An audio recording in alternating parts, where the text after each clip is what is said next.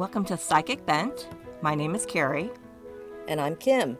We are two sisters wanting to help other psychics learn and grow in their abilities and to help educate about spirits, angels, and everything psychic.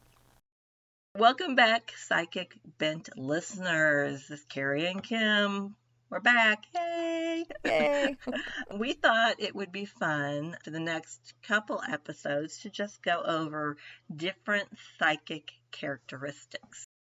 And we've touched upon several different types of characteristics as the podcast has grown over the last year. Can't believe I'm saying over the last year. Yeah. But we made it. We're now I was teasing Kim, season 2, episode 1. Yeah. But so we're going to go into a couple of the different types of characteristics of psychics. Some of these you may have heard us mention on previous podcasts. Some maybe not so much. Maybe you've never heard of them before. Kim picked 4. I picked 4. I kind of went with some of the things that resonated with me. Kim did the same for her. I'm going to tell you and warn you, she probably left-brained a little bit.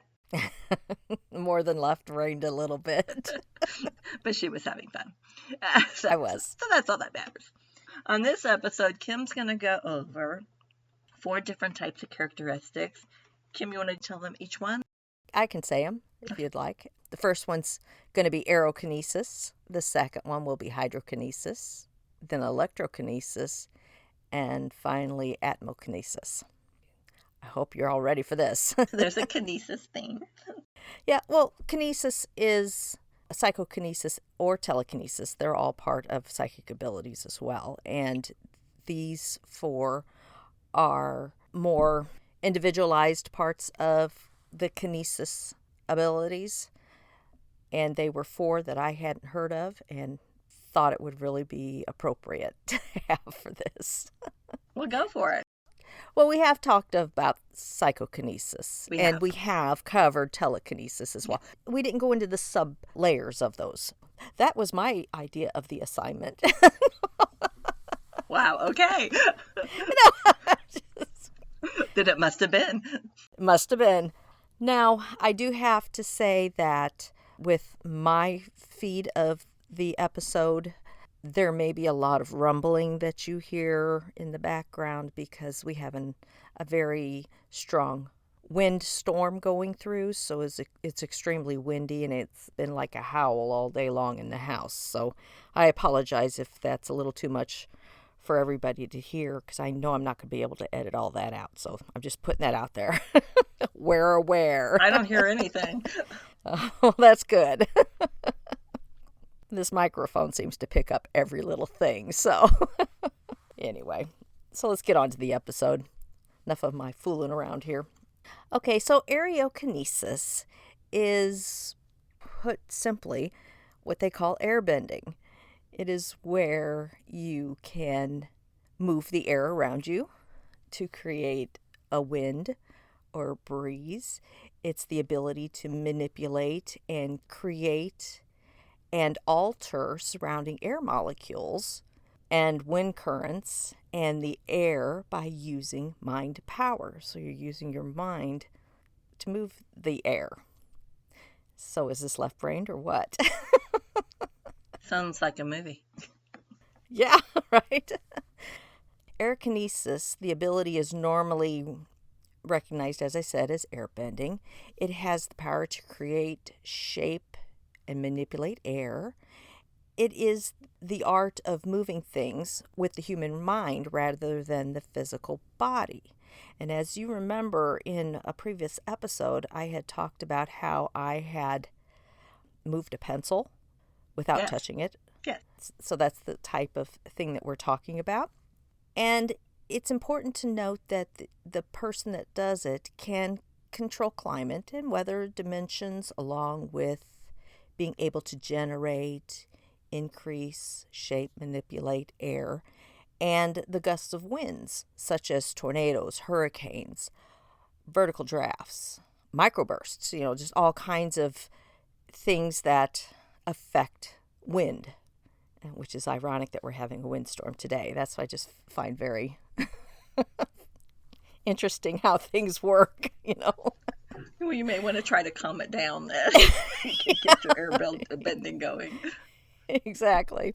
So, advanced levels of practitioners that do the Aerokinesis, they utilize these powers to do things such as levitation as well, flights, get airborne, as well as using wind for defensive and offensive powers to keep things from hitting you that are coming at you. So, this particular power does require a great deal of focus, as well as to connect with the wind. There are things that you have to do before you begin to control the element of air and embark on this journey of manipulating the wind. It is the first and foremost necessity. So the first thing you have to do is have good control of your mind. And to develop this ability, you have to have courage and a strong belief in this ability. Because there's a lot of people out there that would think, controlling the wind, really? But then again, people think, read people's mind, really? You do have to believe in what it is what powers you have. You really have to believe in them and in you to be able to do them. Does that make sense? Well, absolutely. Anytime you have self-doubt, whether you're trying to develop your psychic abilities in the way of your clairs or whatnot, if you have self-doubt, you're going to be stagnant. Mm-hmm. And you're creating your own roadblock. If you don't believe that you have abilities, well, then you're not going to trust any of your psychic hits that you get. Right. If you're going into this, oh yeah, I'm going to learn Aerokinesis, but I don't believe it's going to work. Well, yeah, it's not going to work because you're not, putting yourself in the right mindset. Mm-hmm. You've got to claim it. You got to believe it. You got to own it. And then you got to do the work to make it happen with any ability. So, you're absolutely right. If people go in with the negative attitude, then they're going to be greatly disappointed in the exercise because it won't work. Right. It's even as if you want to remove the negative energy around yourself. If you don't believe that you can do that, or that is something that you are capable of doing and it will happen, if you don't believe that, then it's not going to happen. It's not going to work at all. Now, should you run around and tell all your friends you're going to try to do this? No. No. Because their energy is going to bring you down. Right. And they're coming from a different vibration level than you're at. Mm-hmm.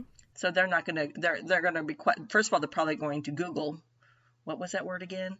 And then it's going to be all the, oh yeah, you watch this movie and now you think you can do it. You're going to get people who don't understand. And the first response of people who don't understand is to be negative. Right.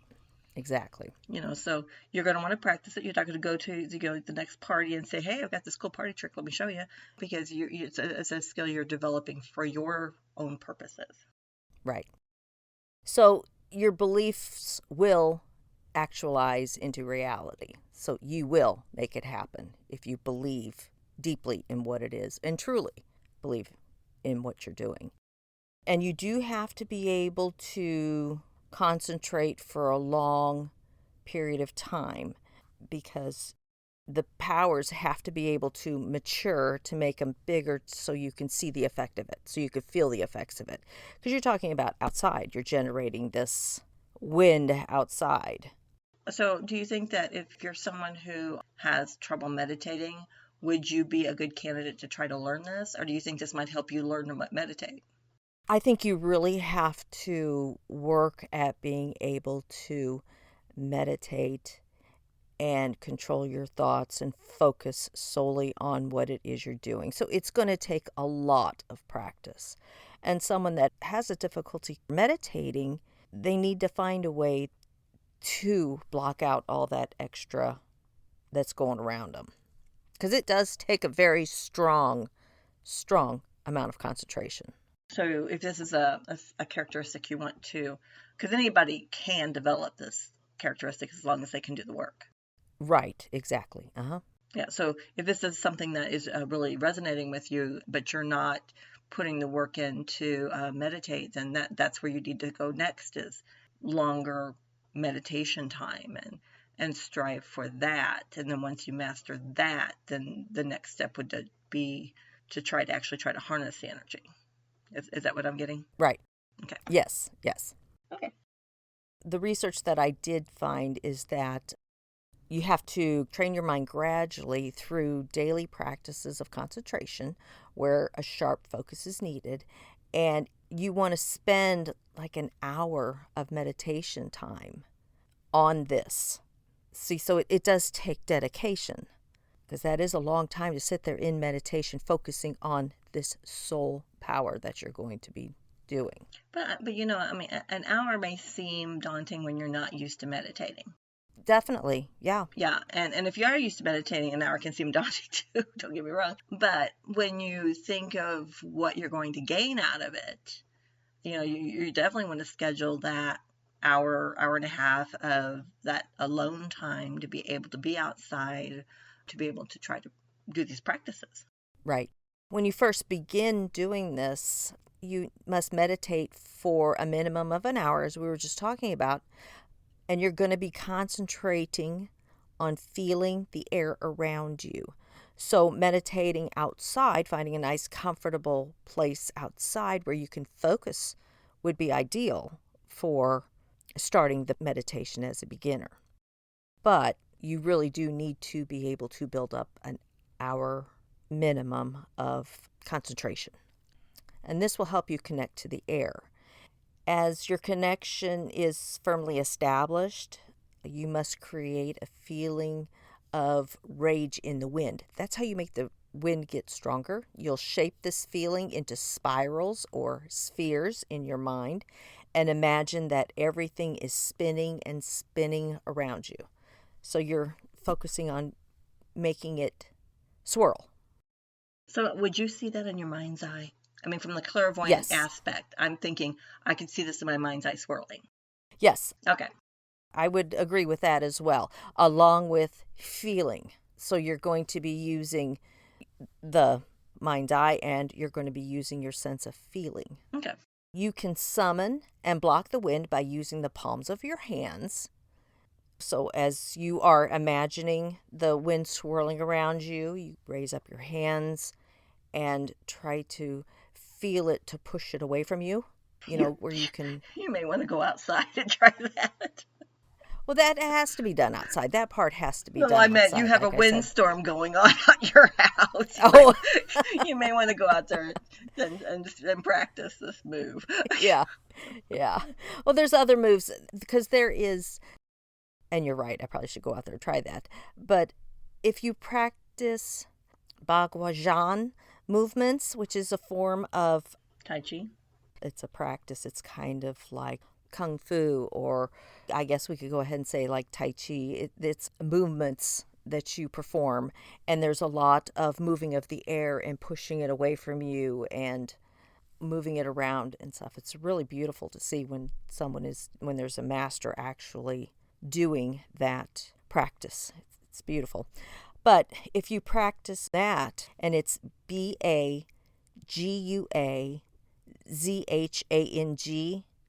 that has the different movements that you can use whenever you are trying to create Aerokinesis, when you're trying to work with Aerokinesis. Very cool.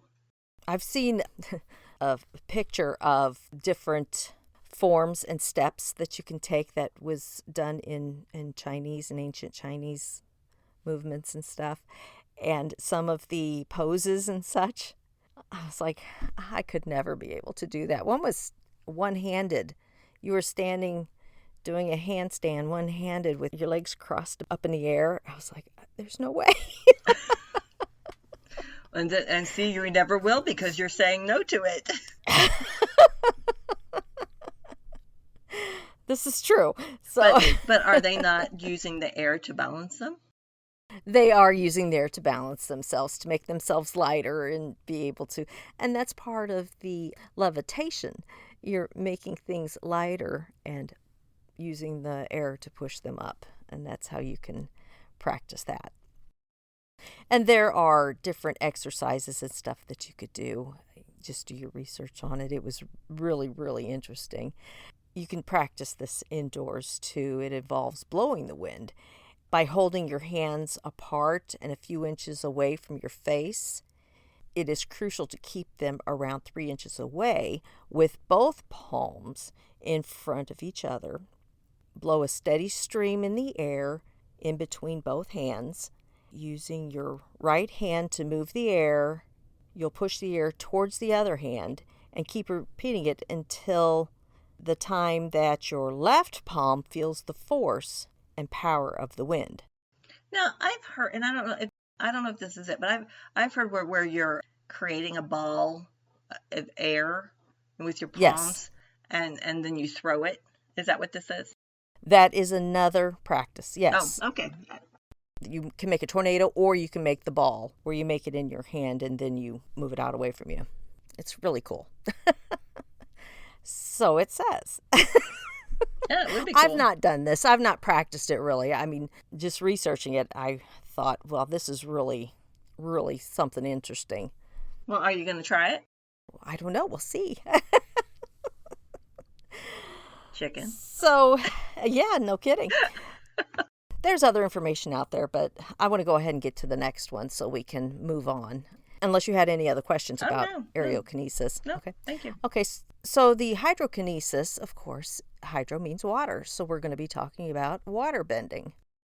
This one, to me, the Aerokinesis seemed to take a lot more steady concentration, and the motions seemed a lot harder to do, a lot more practiced to do it. The water, or Hydrokinesis, it allows you to manipulate liquid with the power of your hands.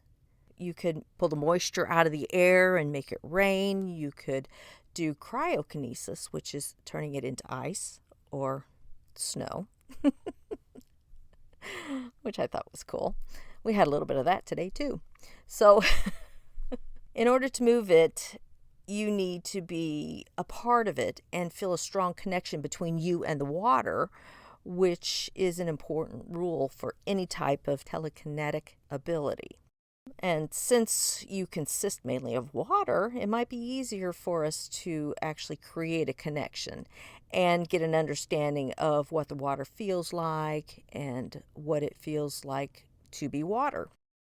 It also vibrates with a higher vibrational frequency, so making sure you are sending out positive, high vibrations may also help you connect with the water.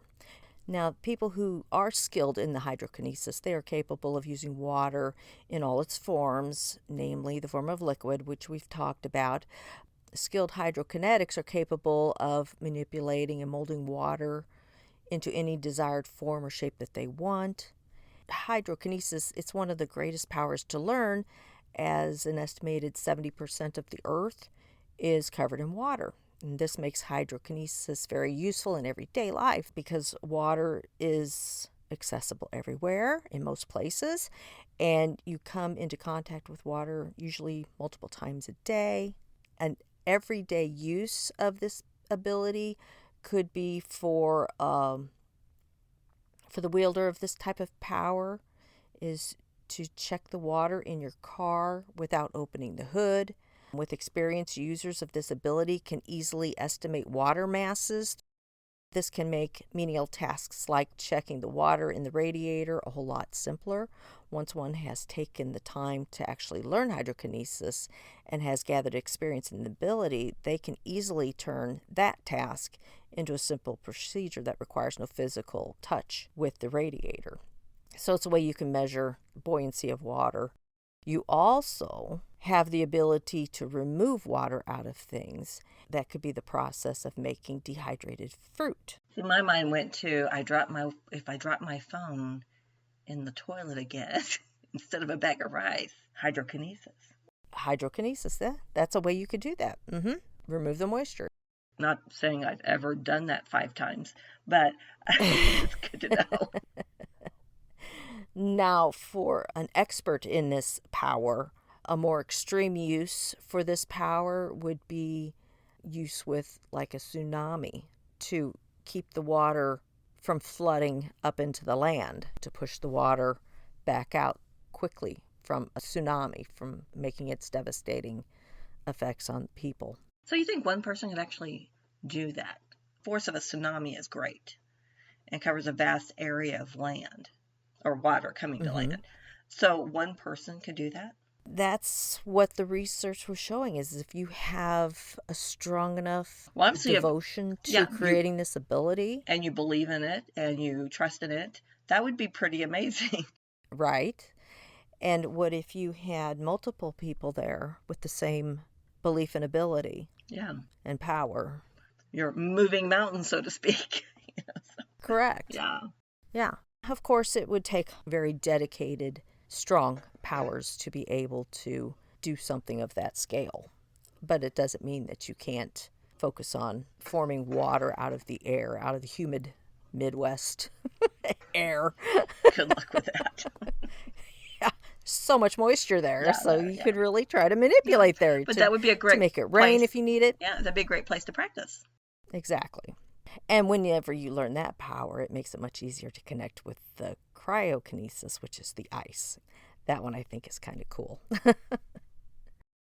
Now, there are limits, of course, to hydrokinesis, and outside of the plethora of uses that can come alongside with learning hydrokinesis, there are still some limits. The first of which is the main limitation that comes with discussing any ability: range. Distance of how far away you can control the water. That is the range it can be used. You know, how far you can make it go out.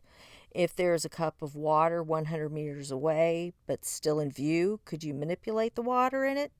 That's kind of a hard question, because you probably can, but it's entirely dependent on two different factors: obstacles in between you and the cup, and the experience of the user.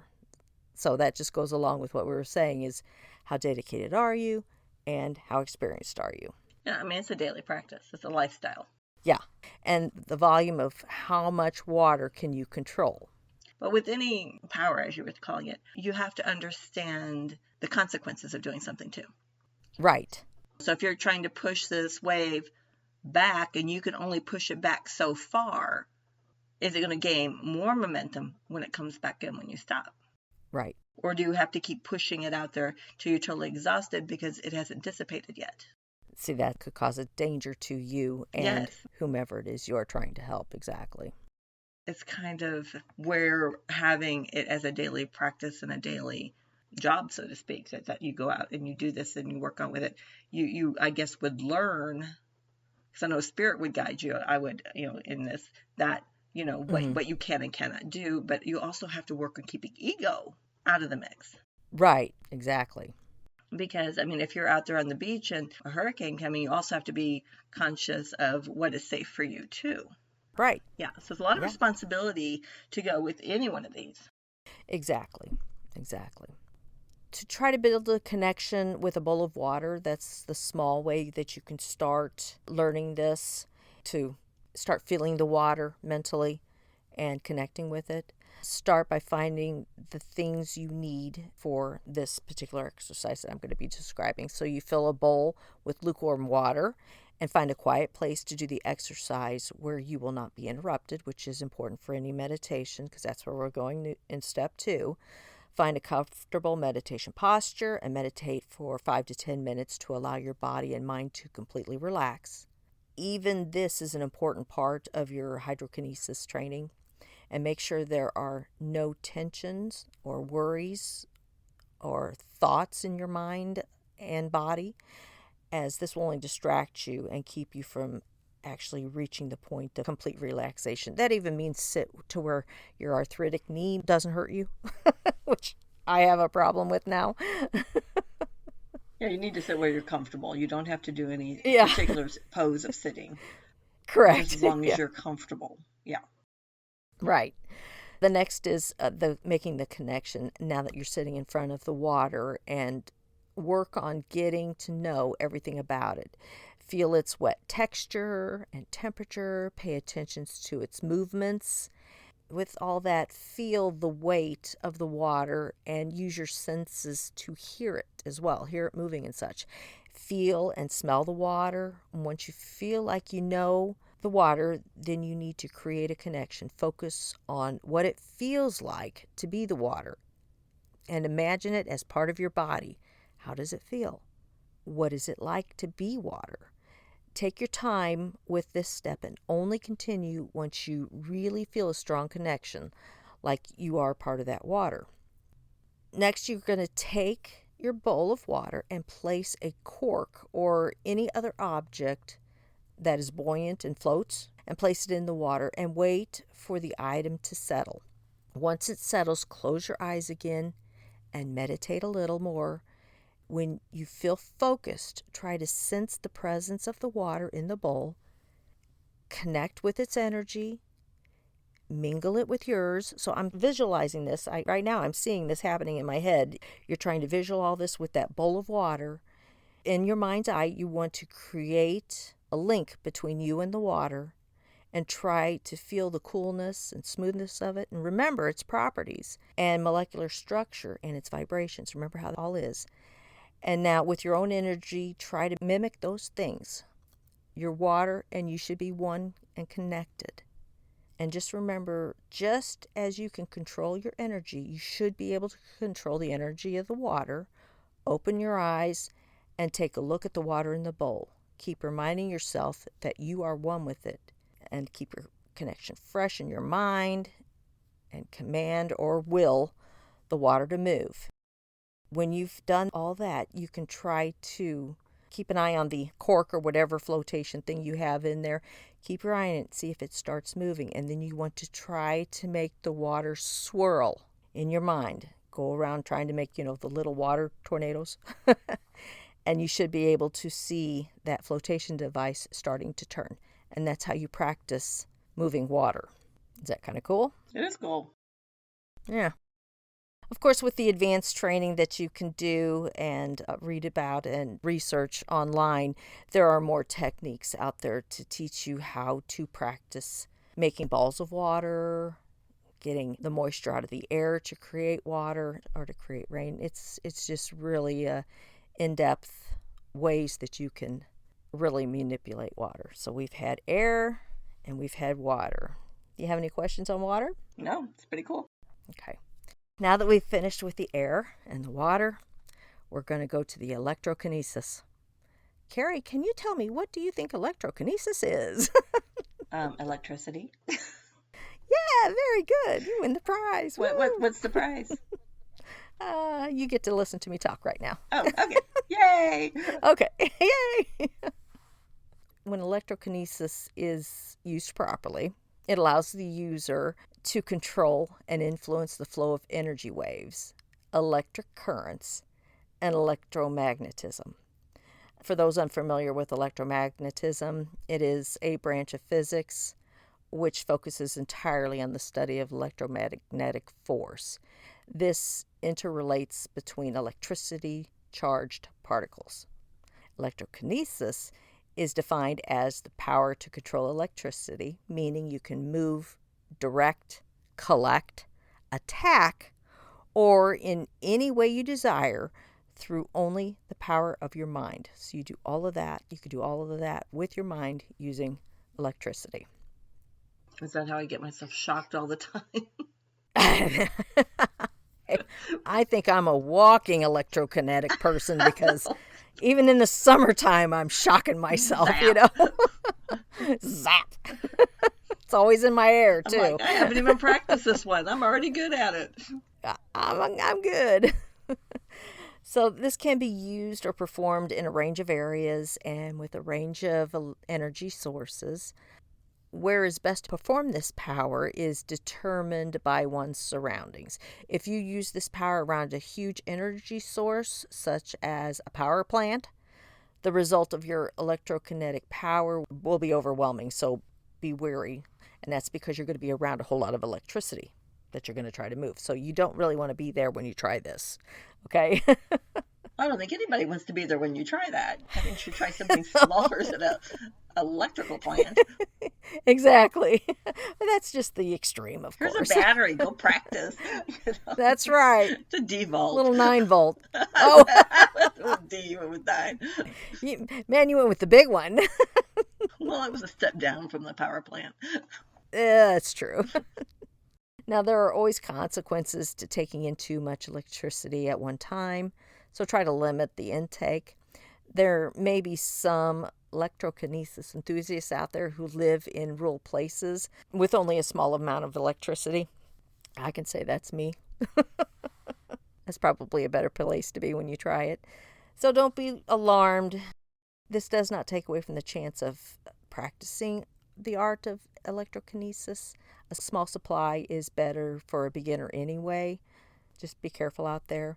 Electrokinesis is very dangerous. I was going to say, I was ask you, what this sounds like the most dangerous kinesis so far.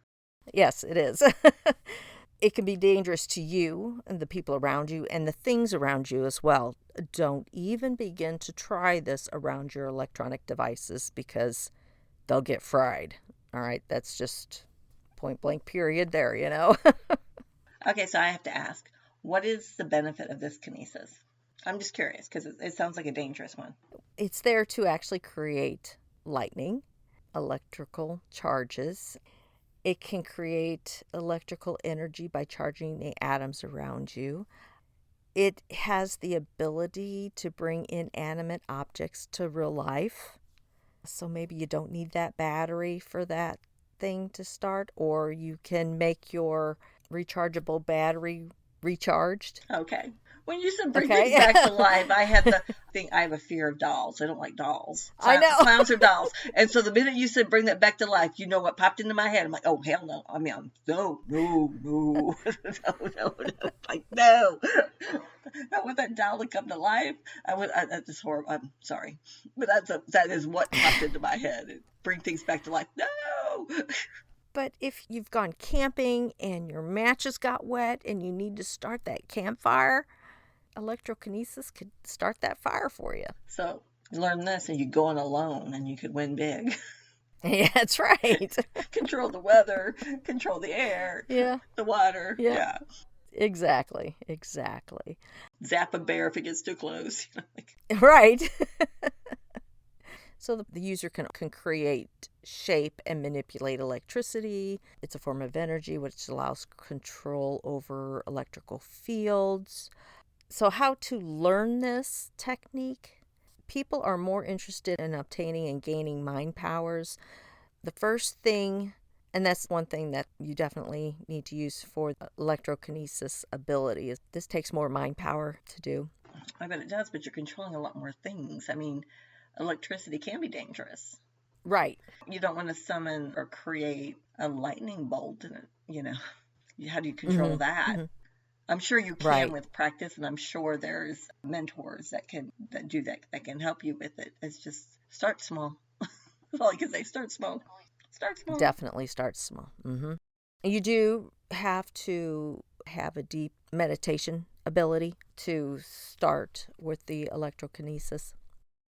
For the techniques and exercises for the beginner trying to learn and how to acquire electrical powers and how to control the electricity with the mind, you need to practice daily so your abilities can develop and be controlled better, and it'll be easier for you to do that. So you really have to find an inner peace of your mind. So finding that inner peace and calmness of the mind in everyday life is the first step to be taken before starting the practice or to practice any psychokinesis capabilities. That makes perfect sense. It's very important for this. Yes. Yes, because you are using your mind so much in these abilities that if you're not totally calm and totally in the moment and meditative and grounded, you're not going to have the results or the results you want. Right, exactly.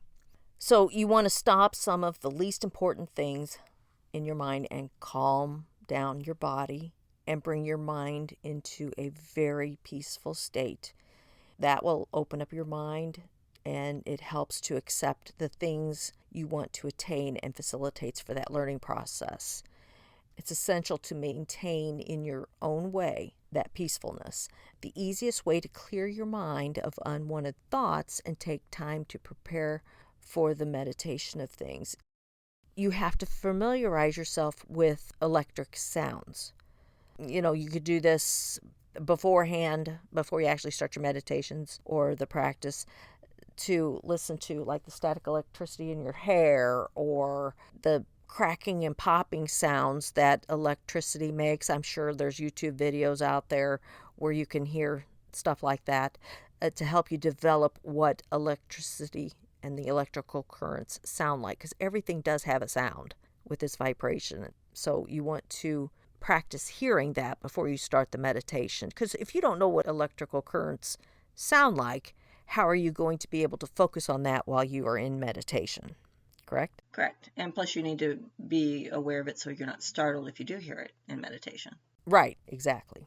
To develop the power, you will hear the sound of electric current they create, so you will be more familiar with them, as I just said, and you can feel the sounds of electricity around all the time. I hear that sometimes. I always say this, I'm filled with static electricity, so I'm always hearing it no matter what I touch. You hear that little crackle and you feel it moving. I'm sure you've experienced that too, Carrie. You've felt the vibration of the electric Yes. current before you shock yourself? Well, I felt it the other day when I was flat ironing my hair and the cord touched my foot and I got electric shock. Oh, okay. You definitely felt it. Yeah, threw that away. But I'm like, whoa, okay. But everybody's had that moment where they touch the car, I touch another person. Or I remember taking a blown up balloon and rubbing it on something. On your... And you create the static electricity. Right. Yeah. Right. And you could feel it. Yeah, you could feel it. Yeah, you could have your hand inches away from the actual balloon and you could feel that energy. Right. That's what you're going to be focusing on and concentrating on, is that type of sensation and the crackle that comes with that and such. That's how you are going to be familiarizing yourself with the sensations and the sounds associated with energy and the electricity. This power of sound is definitely needed at the time of the initial stages of the practice, connecting with the electrokinesis and the electricity. And you have to actually visualize the electric current, which I think you've seen lightning bolts, you've seen lightning strikes, you've seen movies where the electricity current is coming out of people's hands and such. So like that's what I visualize whenever I describe this. Yeah, yes, I see electrodes and such. Yeah, exactly. This meditation technique helps you to clear your mind by obliterating all things. That's what you're going to be visualizing, is focusing on, zapping that leaf with your electricity in your mind's eye. That's what you're going to be concentrating on. So the forming of these mental images is extremely important in this one, because do you really, in real life, see the current coming out? Yeah, sometimes you do. But is it always that way? No. Exactly. So visualize, it's very important, because once you can visualize it in your mind's eye and where it's coming from and how it's coming to you, how you can control it and direct it out, that's the whole process of trying to master that power. And you do this every day, and that'll help you develop that practice and maximize your abilities there. Everybody always wants to know when's the best times for practicing visualization. Well, a lot of people suggest you doing that at night right before you go to sleep, so you can actually practice visualizing this. I don't know that I would really try to practice moving the electrical currents around while you're in bed trying to go to sleep. No, I don't think so. To practice the technique of visualization is best done right before sleep. That's when I do a lot of my meditation, is to, yes, especially when I want to visualize something or try to put it in a manifestation state, is really try to visualize it right before I go to bed. Yes. But don't try to move electricity in bed. No. Everybody has a different idea. Some people think first thing in the morning, if you want to meditate. And it just depends on your lifestyle too. Mm-hmm. Right. What kind of lifestyle are you living? If you have a bedmate, it might be difficult to meditate. Right. Yeah. It might be difficult to try to push energy around. You got someone snoring, so right. You may have to do it at bedtime if that works great for you, or you may have to do it at another time in your day that you can commit to that. Yeah. Yep. With this ability, it is necessary to have a lot of patience, but perseverance as well. because you need to reinforce in your mind that this power lies within you and that you can actually do and feel it. Because we've been trained, as we should be, that electricity, electric current is extremely dangerous. Yeah, it could kill you. You can stop your heart. Right. And you have to be able to move past that in your mind to be able to perform this. Does that make sense? Yeah, still not signing up for it. Yeah. Okay. No, me neither. But it just doesn't resonate with me. It's just not. Right. Yeah. No, I get it. But you can make an electro ball with this one, just like you can make the water ball or the air ball to use. Of course, always practice makes perfect. Personally, I would try to do this outside so you don't catch your house on fire or your apartment or whatever. But, yes. Yeah, I can see State Farm now. And excuse me, what happened? Well, exactly. I was practicing my electrokinesis and, things happened. Fireball happened and sorry. Yeah. Yeah. So let's move on to the last one to bring this all together. It's Atmokinesis. This is the ability to manipulate weather. So we've had the Aerokinesis, the air, Hydrokinesis, the water, and the Electrokinesis, the lightning. With these elements together, you can develop Atmokinesis and be able to create weather. So you can create storms, you can create lightning, all kinds of weather conditions. You have somebody in your neighborhood practicing Atmokinesis because you've had snow, you've had wind, you've had all sorts of things today. Just today. Exactly. Just today. Yep. When you put all three of those together and you've mastered those three, you have to master those three to put them together to actually create severe weather conditions. Well, okay. Why do you, I can see where it's raining today and I really wanted to go out on a picnic and I don't want it to rain. I could see where, yeah, I don't want it to rain. But what are the repercussions of that? Are there any repercussions of that? If I make it stop raining, well, maybe we need the rain. Maybe we're in a drought condition and I just want to go on a picnic. I mean, you know what I'm saying? What's the responsibility there? Mm-hmm. Well, as with any ability, some tragedies or bad things could happen with what you're doing. But a lot of good can happen from it too. It just depends on how it rolls downhill. Like a boulder or what? Yeah. Well, I mean, if you get it out of control and you're living up on the mountain and it's raining hard there, that water, mud, everything will go downhill. Yeah. And cause problems downstream. Or the folk living below.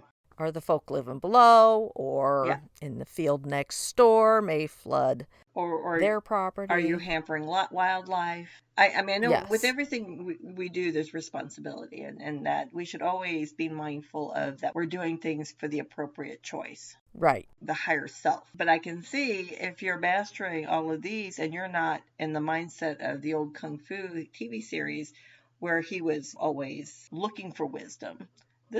Someone's ego could get out of hand on this, don't you think? I'm just saying. I agree. I'm saying. It could. Yes. I mean, this sounds like the next Marvel superhero. Yeah. Atmokinesis man. Or, Hydro. or that's the next villain. I don't know. It just right. The Electrokinesis man would be the villain, I think. Exactly. Of course, there are limitations with this as well. It has to do with the range of the effects that you have created. You might just be able to create a storm right over your house only, and damage comes to your house. That's limited damage, right? But it could be that you've created this extreme power and make damage elsewhere. That just sounds very karmatic. Like if you're not careful with anything, any of your abilities actually can be karmatic if you're not doing it from a place of love and of a higher vibration. But these kinesises kind of seem a little, that if you're not careful and not mindful, that you might actually create a karmatic situation. Right. And your emotions, if you have fluctuating emotions, that can cause these abilities to spiral out of control as well. So, there's just different things that could happen. It can be chaotic. It can be uncontrollable. This one is a very powerful one.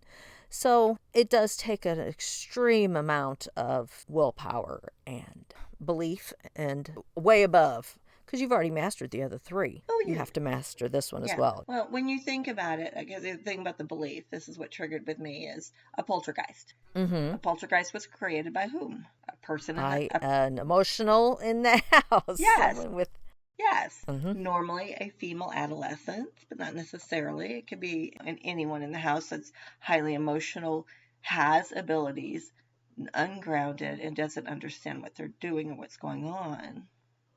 And they can Right.